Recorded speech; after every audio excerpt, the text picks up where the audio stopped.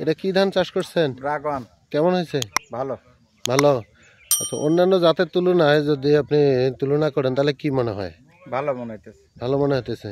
এই ধান উঠানোর পরে আপনি কি করবেন? আগাম ভুট্টা। আগাম ভুট্টা। আসলে দর্শক শ্রোতা, ইনি মূলত আগাম ভুট্টা করার জন্য এই ব্রাক ধান একটা চাষ করে। দর্শক শ্রোতা, আজ আমরা এসেছি বগুড়া জেলার ধুনট উপজেলার পেশিবাড়ি গ্রামে ব্রাক ধান একের ক্ষেত পরিদর্শনে। এখানে উপস্থিত রয়েছেন যে ভাই ব্রাক ধান এক চাষ করেছেন, ওনার কাছে আসলে শুনবো কেমন হয়েছে। ভাই আসসালামু আলাইকুম, ওয়ালাইকুম আসসালাম। কেমন আছেন? ভালো। এটা কি ধান চাষ করছেন? ড্রাগন। কেমন হয়েছে? ভালো। ভালো। আচ্ছা, অন্যান্য জাতের তুলনায় যদি আপনি তুলনা করেন তাহলে কি মনে হয়?